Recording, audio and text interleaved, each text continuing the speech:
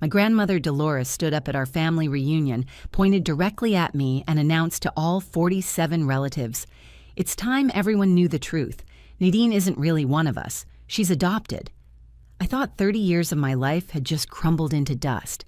Then my 11-year-old son Beckett stepped forward, holding a manila envelope, and said 8 words that made my grandmother's face turn white. "Should I tell everyone about great-grandpa's secret?" The Minnesota summer air suddenly felt thick as molasses. Every conversation stopped. Every relative frozen mid-bite of their barbecue. Even the kids splashing in Uncle Cliff's pool went quiet, sensing the earthquake that had just hit our family gathering. Let me paint you a picture of this moment, because you need to understand exactly who was there when my world imploded. Dolores Garrison, 72 years old, stood at the head of the table like a queen delivering a death sentence. She wore her favorite pearl necklace, the one she claimed had been passed down through 4 generations of Garrison women. Her silver hair was perfectly styled, as always, and her lips were pressed into that thin line that meant she'd been planning this moment. My son Beckett stood about 10 feet away from her, this skinny 11-year-old kid in a dinosaur t-shirt and grass-stained shorts. He'd been acting strange all day, quieter than usual, carrying his backpack everywhere, like it contained nuclear codes. Now I knew why. The manila envelope in his hands shook slightly, but his voice had been clear as a bell when he'd spoken. My mother Vivian sat to Dolores's left, and I watched the color drain from her face like someone had pulled a plug. She'd been laughing just seconds before, telling my Aunt Patricia about her new book club. Now her hand gripped her wine glass so tight I thought it might shatter. My father, Robert, steady, reliable Robert, who had taught me to ride a bike and walked me down the aisle at my wedding, had gone completely still beside her. "What are you talking about, Mom?" Vivian's voice cracked on the last word. Dolores raised her chin. That gesture I'd seen 1,000 times when she was about to deliver what she considered an unpleasant truth for someone's own good.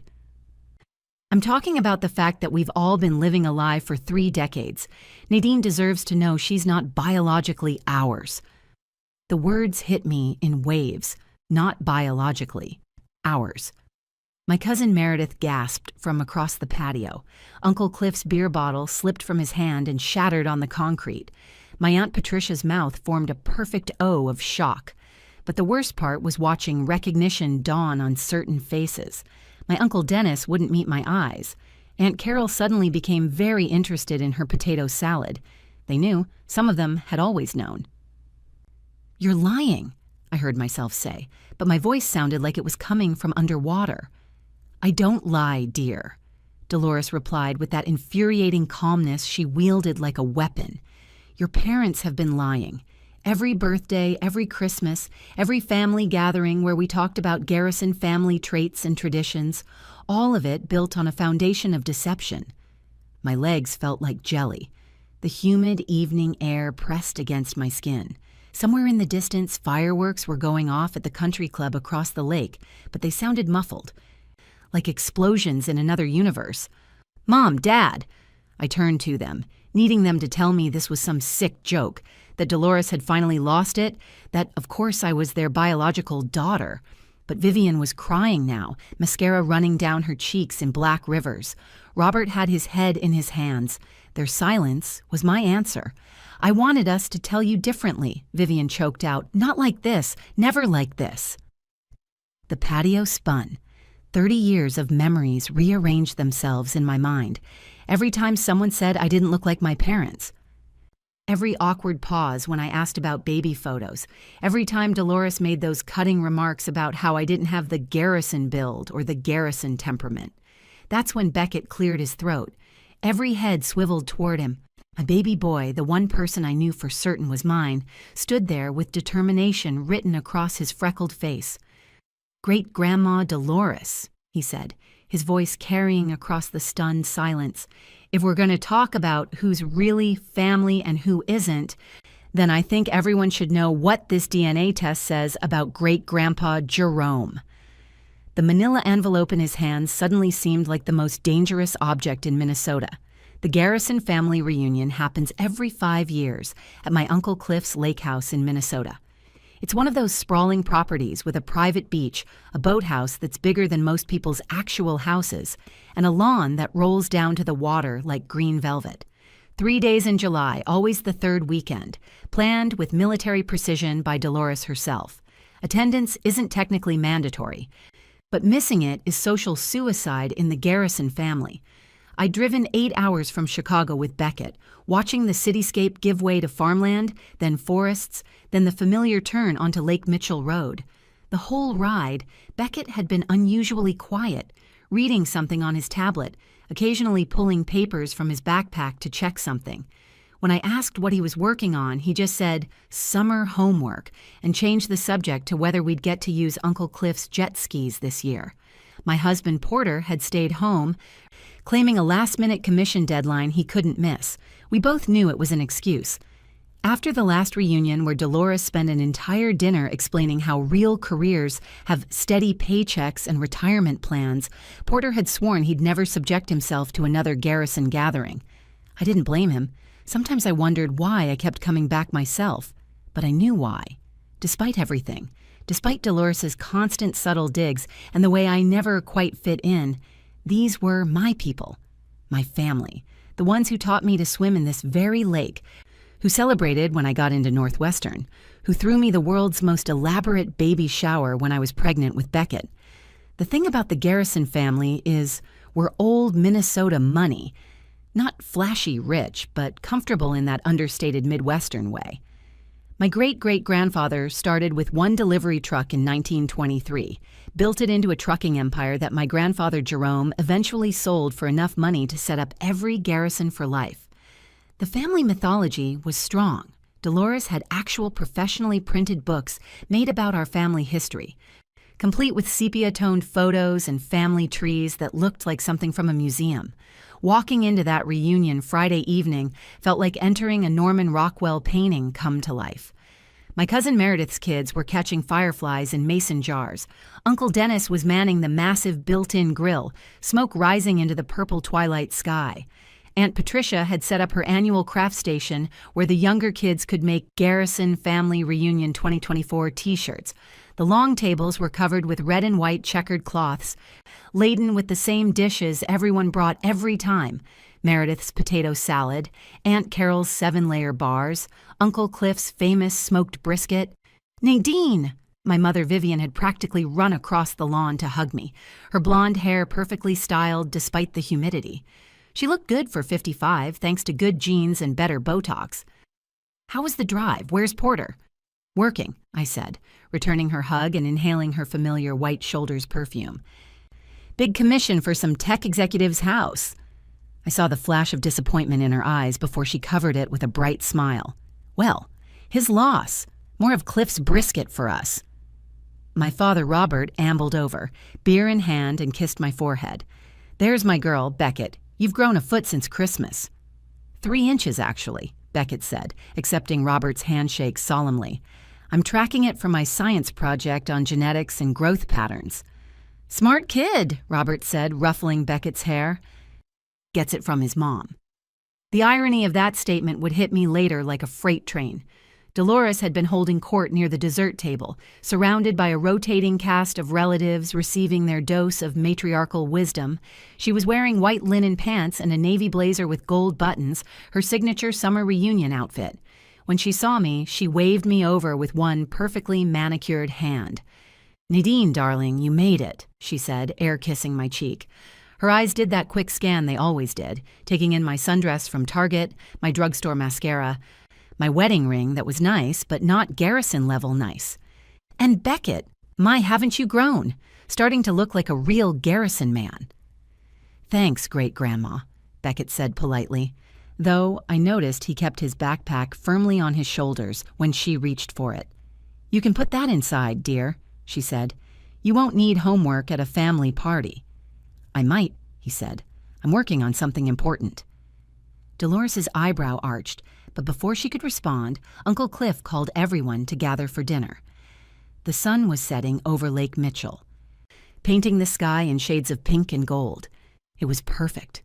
Too perfect, maybe, like the calm before a Category 5 hurricane. "I have something important to say," Dolores announced, her voice carrying across the patio with the authority of someone who'd never been ignored in her life. "I've been carrying this burden for too long, and with Jerome's health declining, I think it's time for honesty." My grandfather Jerome, who'd been dozing in his wheelchair by the fire pit, suddenly looked very alert. His hands gripped the armrests, knuckles white against the leather. He'd had a stroke last winter, and while he could still speak, he often chose not to. Now I understood why tonight might be one of those silent nights. My mother Vivian's face went pale. "Mom, maybe this isn't the time." 30 years of lies is enough, Vivian." Dolores's eyes locked onto mine with laser precision. "Nadine, sweetheart, you deserve to know the truth. You're adopted. Your birth mother was a teenage girl who couldn't keep you. Vivian and Robert took you in when you were 3 days old." The words hit like physical blows to my chest. My Uncle Cliff dropped his beer, the bottle exploding against the patio stones in a spray of glass and foam. My cousin Meredith gasped so loudly that her youngest daughter started crying. All 47 members of the Garrison family turned to stare at me, their faces a mixture of shock, pity, and in some cases, recognition. "What?" My voice came out as a whisper. The sounds of the summer evening seemed to amplify around me. Crickets chirping, the lake lapping against the shore, my own heartbeat pounding in my ears like a drum. I looked at my mother, the woman who had taught me to tie my shoes, who had held my hair back when I had morning sickness with Beckett, who had cried at my college graduation. "Is this true?" Vivian was crying now. Real tears, not the delicate tears she cried at weddings, but ugly, body-shaking sobs. "Nadine, we wanted to tell you, but nothing." I stood up so fast my chair scraped against the patio stones with a sound like nails on a chalkboard. 30 years? 30 years of lies. Every birthday when you talked about my difficult delivery. Every time you showed me baby pictures. Every Mother's Day when I thanked you for giving me life. "We are your family," my father Robert said, finally finding his voice from his corner where he'd been standing frozen like a statue. "Blood doesn't change that. You're our daughter in every way that matters." "Doesn't it?" Dolores interjected, her voice carrying that sanctimonious tone I'd always hated but now understood. "She deserves to know where she really comes from. We've all been pretending long enough. Every family gathering, every holiday, we've all been participating in this charade. She's not a real Garrison." The words, "not a real Garrison," hung in the air like a toxic cloud. I felt my knees buckle slightly. My cousin Randy reached out to steady me, but I jerked away from his touch. "How many of you knew?" I spun around, looking at each face. Uncle Cliff, Aunt Patricia, Aunt Carol. Some met my eyes with guilty expressions. Others looked genuinely stunned. Who else has been lying to me my entire life? "It wasn't lying," Vivian choked out between sobs. "It was protecting you. The adoption was closed. Your birth mother specifically requested no contact. She wanted you to have a normal life, a real family." "A real family?" I laughed, but it came out harsh and bitter. "You mean unlike the fake one I've been living with? The one where everyone knew the truth except me? Where Grandma here has spent 3 decades making snide comments about how I don't look like a Garrison, don't act like a Garrison, don't have the Garrison jawline or the Garrison height or the Garrison anything, and now I know why." "Nadine, please." Robert stepped forward, his hands outstretched. "Let us explain." "Explain what?" "How you looked me in the eye every single day and lied? How you let me take that ancestry DNA test last year and acted surprised when it showed Irish heritage instead of the German you claimed? How you watched me struggle with feeling like an outsider and never once thought to tell me why?" "Grandma Dolores," Beckett's voice cut through my rage like a knife through butter. Everyone turned to look at my 11-year-old son, standing there in his dinosaur t-shirt, holding that manila envelope like it was a loaded weapon. If we're talking about who's really family, should I share what I found? Dolores laughed, but it sounded forced, like glass breaking. "What could you possibly have found, child?" "Well," Beckett said, walking closer to the center of the patio with more confidence than most adults could muster. "I did a DNA test for my science project about genetics. Mom said I could use her DNA and compare it to mine. But then I got curious and used that coffee cup great-grandpa Jerome left at our house last month. The entire reunion went silent. Even the kids in the pool stopped splashing. The fireflies seemed to pause mid-flight. Jerome tried to wheel himself backward, but his weak left hand couldn't manage the wheelchair control fast enough. My grandfather, Jerome, who'd been silent in his wheelchair, suddenly tried to wheel himself backward, his good hand fumbling with the control. The boy doesn't know what he's talking about. Children and their school projects, always making up stories. Actually, I do know what I'm talking about, Beckett said, his voice steady in a way that reminded me he was my son, raised to stand up for truth even when his knees were shaking. My science teacher, Mr. Henshaw, helped me understand the results. We spent 3 weeks learning about DNA markers, genetic inheritance, and family trees. Mom, you might want to see this first. He walked over to me, his sneakers squeaking slightly on the patio stones still wet from Cliff's spilled beer. The envelope felt heavy in my hands, like it contained stones instead of paper. My fingers trembled as I opened it, aware that 47 pairs of eyes were watching my every move. "What does it say?" Dolores demanded, her commanding voice showing the first crack of uncertainty I'd ever heard. I read the results once, then twice, then a third time because my brain couldn't quite process what I was seeing. The scientific terminology swam before my eyes, but the conclusion was crystal clear, highlighted in yellow by what had to be Beckett's careful hand. "According to this," I said, my voice growing stronger with each word, "I am related to the Garrison family, just not through Vivian." Dolores's face went from smug to confused, her perfectly penciled eyebrows knitting together. "That's impossible. You're adopted. There's no biological connection." "From who?" "Exactly." I turned to face her, holding up the paper like evidence in a courtroom. "Because, according to this DNA test, Jerome is my biological grandfather, which means my birth mother was." "No," Vivian gasped, putting the pieces together before I could finish. Her face had gone from pale to green. "Dad, you didn't. Tell me you didn't."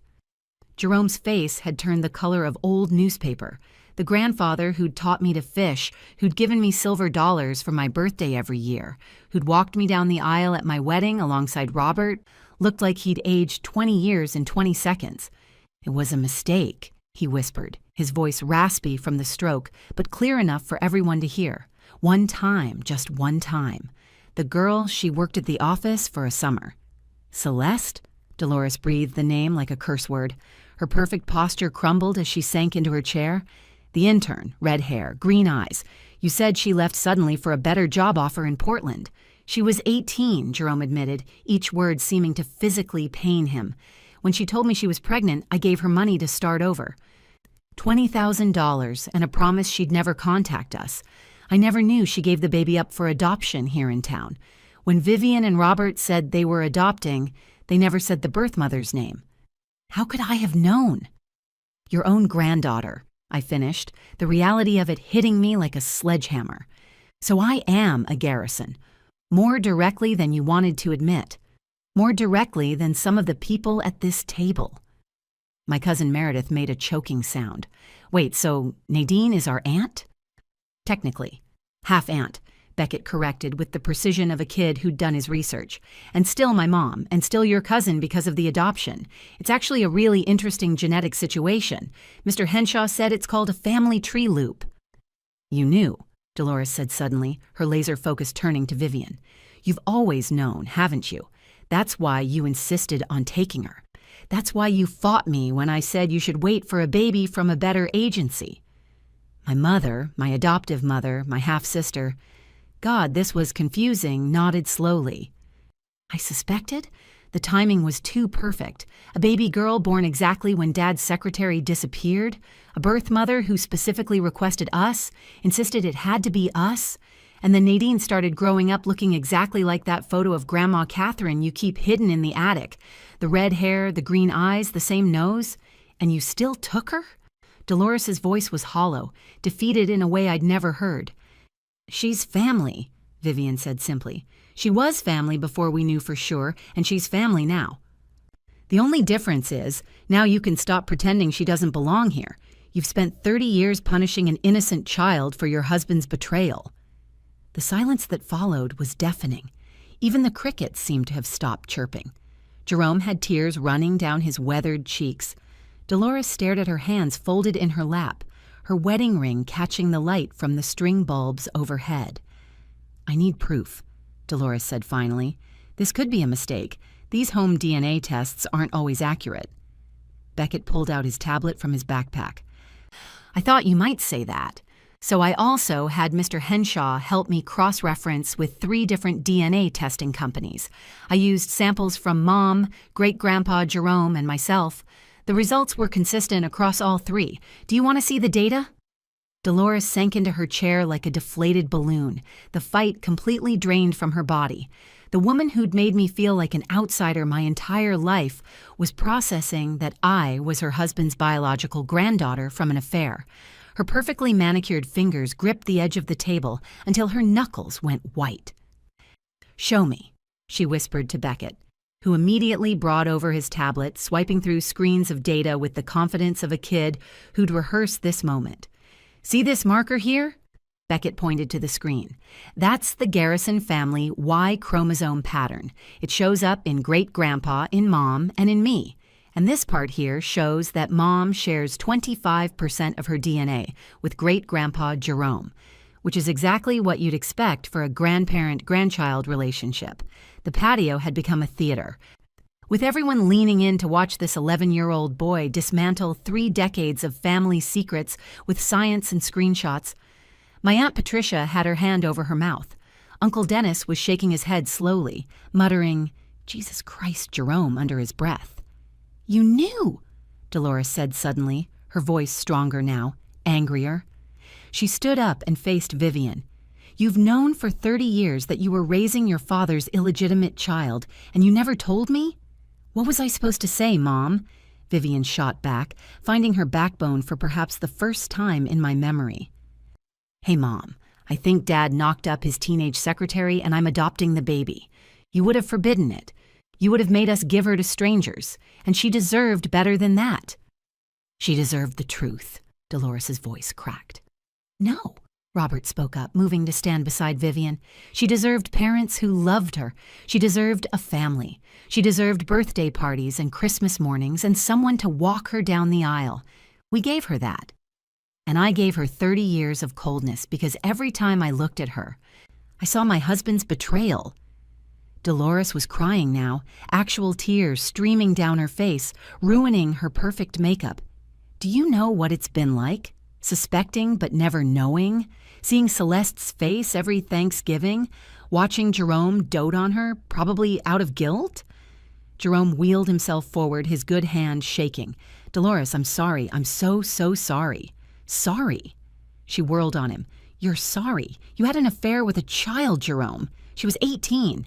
"She was an adult," he said weakly. "She was our daughter's age," Dolores screamed, and the raw pain in her voice made everyone flinch. "Vivian was 19 that summer. Your daughter was in college while you were sleeping with a girl her age."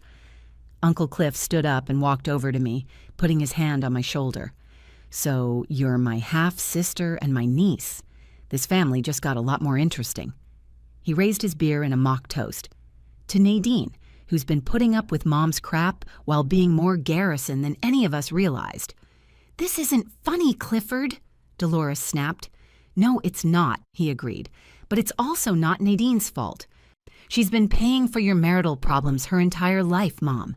She didn't choose to be born. She didn't choose who her parents were. But she chose to keep showing up here, reunion after reunion, despite the way you treated her." One by one, family members started standing, moving closer to where I stood. My cousin Meredith hugged me tight. "I always wondered why you looked like that old photo of Great-Grandma Catherine. Now it makes sense." "We all wondered," Aunt Carol admitted, "but we thought it was just one of those weird genetic flukes." Beckett tugged on my hand. "Mom, are you okay? I didn't mean to make everything crazy. I just thought if Great-Grandma was going to be mean about you being adopted, she should know that DNA doesn't lie. She kept saying you weren't real family, but you're actually more related to her than some of the people who married in." I knelt down and hugged my son tight, breathing in his little boy smell of grass and sunshine and grape jelly from lunch. You know what? You did exactly the right thing. Sometimes the truth needs to come out even when it's messy. Dolores stood up shakily, looking every one of her 72 years. I need to go. I need to think. She started walking toward the house, her usual commanding stride reduced to an uncertain shuffle. Then she stopped and turned back to me. I owe you an apology. 30 years of apologies. I was so angry about Jerome's affair, and when you showed up with that red hair, those green eyes, looking nothing like Vivian but everything like her, I knew. Deep down, I always knew.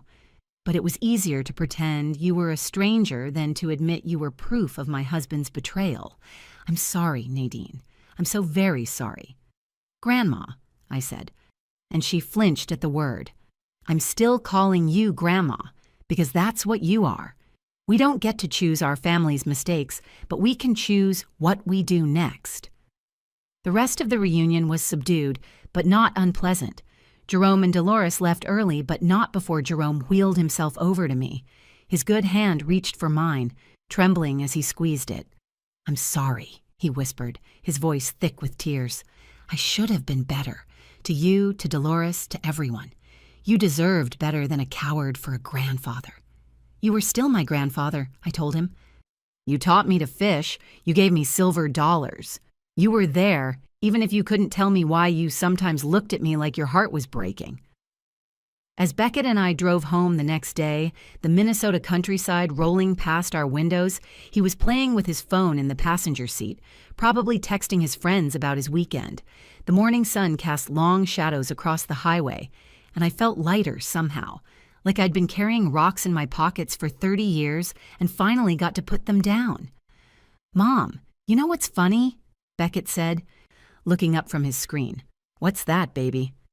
Great-grandma spent so much time trying to prove you weren't family that she never noticed you were the most family of all.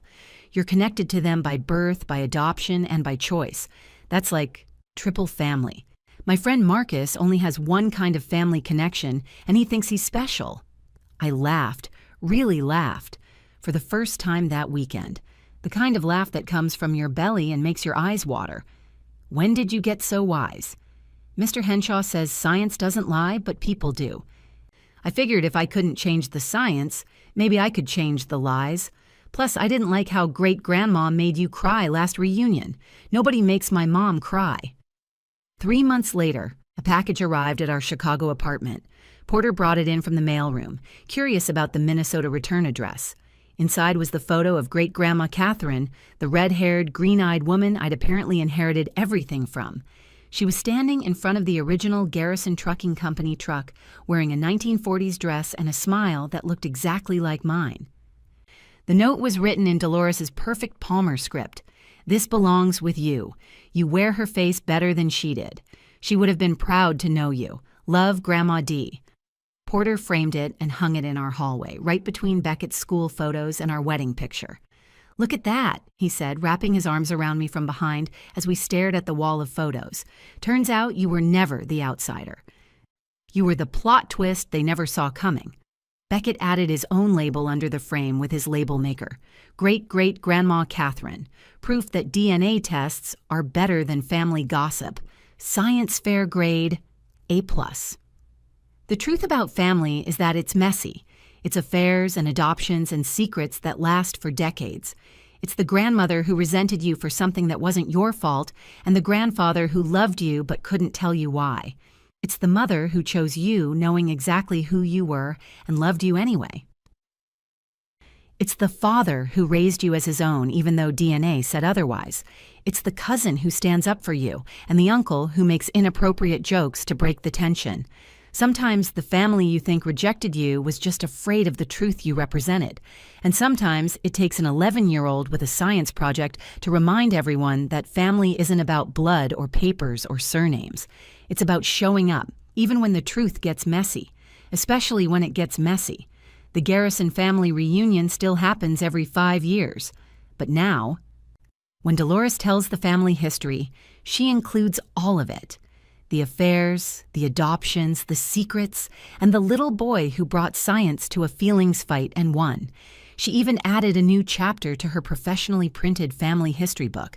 The chapter is titled The Complexity of Family, and it starts with a picture of me and Beckett at that fateful reunion, standing together against the sunset, proof that sometimes the best families are the ones that embrace their imperfections. Last week, Dolores called to tell me she's leaving me Great-Grandma Catherine's pearl necklace in her will. It should go to someone who actually carries her genes, she said, then softer, and someone who taught me that blood might make you related, but choices make you family. If you've made it this far in my story, you probably have your own family secrets. Maybe not as dramatic as mine, but every family has them. The things we don't talk about. The relatives who look nothing like the others. The stories that don't quite add up. My advice? Let the truth come out. It might hurt at first, but secrets are like infections. They only get worse the longer you leave them. And to all the adopted kids out there who've been made to feel less than, you're not. You're chosen, you're wanted, you're loved, and sometimes, like me, you might find out you belonged all along in ways nobody imagined. If this story resonated with you, please hit that like button and share it with someone who needs to hear it. Drop a comment below about your own family plot twists. And don't forget to subscribe to the channel for more real stories about the beautiful mess that is family. Until next time, remember, DNA doesn't make a family, love does. But sometimes, when your 11-year-old exposes everyone at a family reunion, you get both.